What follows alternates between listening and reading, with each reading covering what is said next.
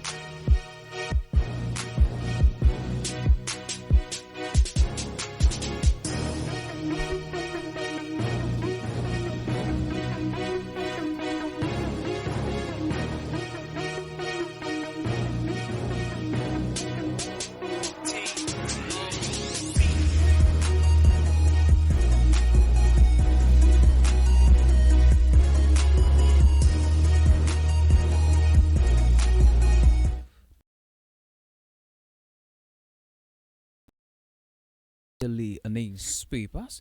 I have the Punch with me, I have the Vanguard with me, I have the Post, and I have the Nation, a newspaper.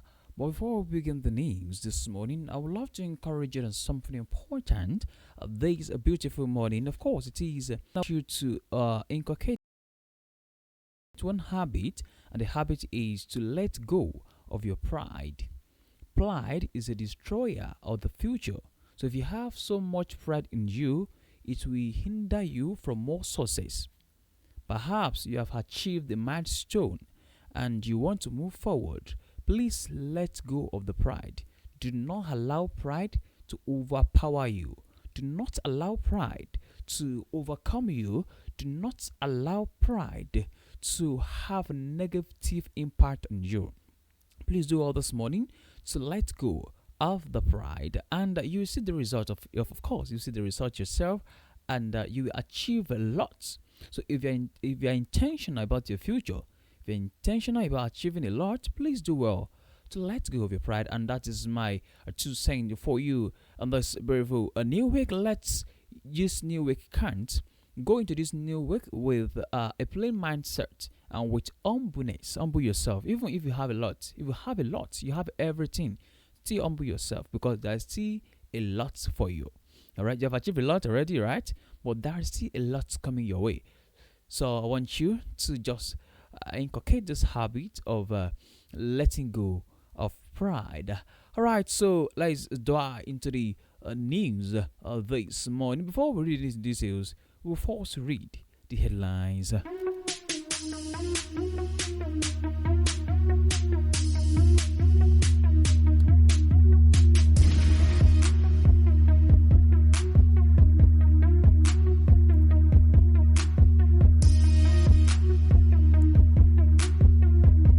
On newspaper review this morning, I have the first story from the Punch, a newspaper, where the federal government is saying something as regards abandoned project. Federal government bars ministries from awarding unfunded contracts.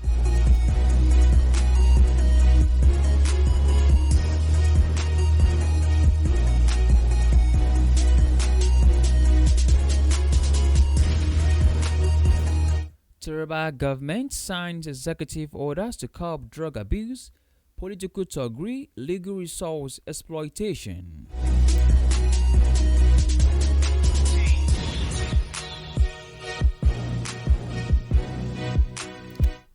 Ogun Goba, police reject arrest plot allegation.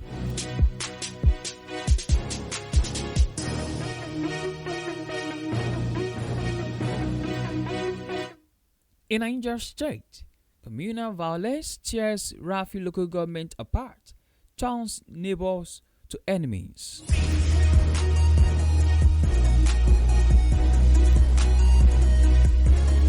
And now to the news and details. Abandoned project. Federal government bars ministries from awarding unfunded contracts.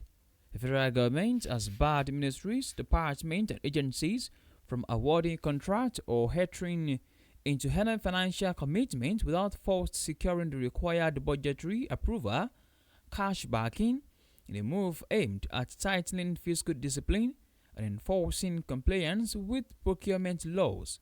The directive was contained in the Federal Treasury Circular dated July 31, 2026, and signed by the Accountant General of the Federation, Dr. Samsidin Ogunjimi. The circular, obtained by the newsman on Sunday, was addressed to key government officials, including ministers, permanent secretaries, heads of extra ministerial departments and agencies, accounting officers, and federal pay officers. According to the Accountant General, the fresh operational guidelines became necessary following widespread violations of the Public Procurement Act 2007, and other financial regulations governing public expenditure. Also, the Office of the Accountant General directed MDAs to download and attach copies of warrants or IIEs generated through Government Integrated Financial Management Information System as evidence that funds are available before contracts are awarded or payments are processed.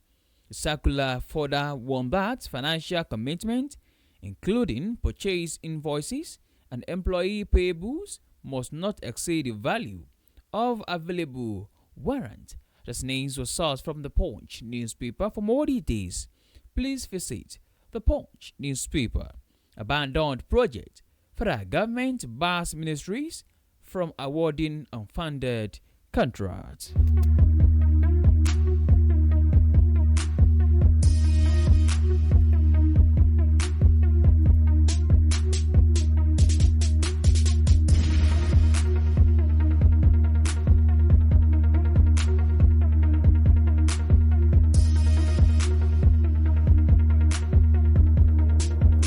Why? Communal violence tears Rafi local government apart, turns neighbors to enemies. For decades, Fulani and Kamuku communities in Tasha Bako area of Rafi local government area of Niger State lived side by side, intermarried, shared farmlands, and maintained relationship built over generations. Today, that peaceful coexistence has been shattered by a communal conflict that has left communities in ruins, hundreds of houses destroyed, and many families struggling to recover. Among those worst affected is Malam Sani Yarima, who lost 43 members of his family, including his wives, brothers, sisters, and grandchildren in a single attack. Like many other survivors, is now trying to rebuild his life after losing almost everything. Officially, police confirmed 18 deaths in the early days of the violence. Dr. Abdullahi Hasik, an ADC chieftain, estimated that more than 200 people were killed, while former Rafi State constituency lawmaker Mohammed Danladi Bako pulled the figure at 256.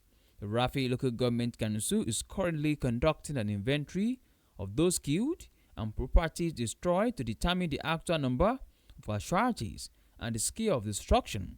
The newsmen find out that the violence affected communities under the Tasha Bako axis. Residents said it escalated at Angua Bawa Maigojo, about 2 kilometers from Tasha Bako, before spreading to Angua Bako, Angua Sahidu, Angua Dansabe, and other neighboring settlement. The news was sourced from the Daily Post newspaper.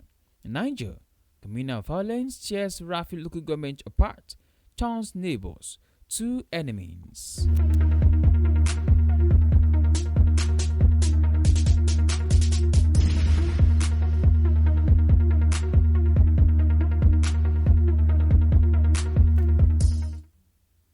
In the meantime, Osun Gerber, police reject arrest plot allegation.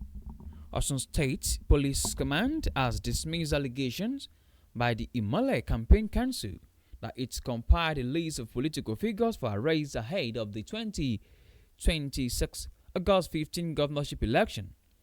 The police also insisted that its operations are aimed solely at combating crime across the state.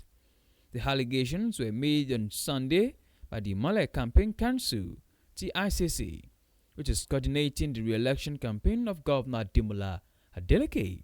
The council claimed that the police had drawn up a list of 46 individuals, including the serving commissioner, for arrest before the election.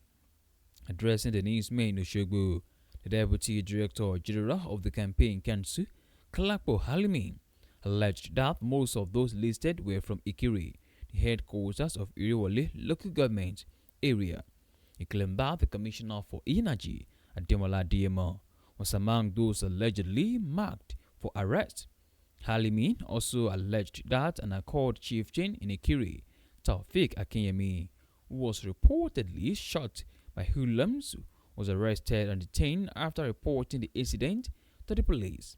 The Commissioner for Information and Public Enlightenment further accused an operative of the Nigerian Security and Civil Defense Corps in the CDC of collaborating with political opponents to facilitate the alleged mass arrest of Accord members in Ikiri as part of a plan to disrupt the party's campaign activities. Also, he demanded the immediate release of Akinyemi or his arraignment before a competent court. Halimin also called on the Inspector General of Police, Olatunde Disu, to direct the Osun State Police Command, the State Criminal Investigation Department, and Special Squad from Abuja to halt what he described as arbitrary arrest and harassment of opposition leaders. The campaign can additionally urge the force headquarters to review security deployment to Osun ahead of the election, insisting that only professional, neutral, and impartial security personnel should be assigned to election duties. This news was sourced from the Nation newspaper. Osun Gerber, police reject arrest plot allegation.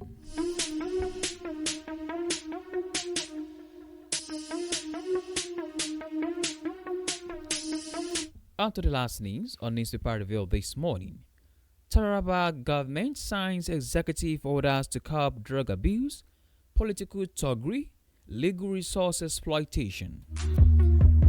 Taraba State Governor Dr. Abu Kevas has signed 3 executive orders aimed at addressing security, social and environmental challenges in the state, with a focus on combating drug abuse, political thuggery, and illegal exploitation of natural resources. The executive orders signed over the weekend are designed to strengthen the enforcement of existing laws, enhance public safety, and protect communities affected by environmental degradation caused by illegal activities. One of the executive orders reinforced the prohibition of drug abuse by providing stronger legal backing for the enforcement of laws against the abuse of illicit drugs and controlled substances. According to the government, drug abuse has emerged as a major threat to the future of young people, contributing to insecurity, family breakdown, declining productivity, and other criminal activities. The order also supports public enlightenment campaigns, rehabilitation programs, and youth development initiatives, while empowering relevant authorities to prevent, monitor, and prosecute drug-related offenses. For more details, please visit the Vanguard newspaper. Taraba government signs executive orders to curb drug abuse, political thuggery, illegal resource exploitation.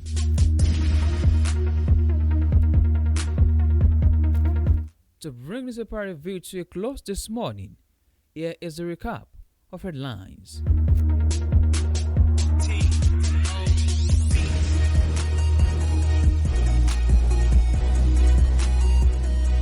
In Niger State, communal violence tears Rafi local government apart, turns neighbors to enemies. Ocean Gober. Police reject arrest plot allegation. Taraba government signs executive orders to curb drug abuse, political thuggery, illegal resource exploitation.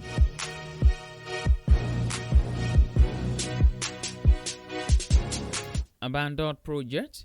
Federal government bars ministries from awarding unfunded contracts. And with that, we've come to the end of Newspaper Review. Thank you very much for listening. You can download Carnival Media app from Google Play Store and Apple iOS. You can also check out our website at www.carnivalmedia.ng. My name remains to see what you call. Good morning, and please do well to enjoy the rest of your day.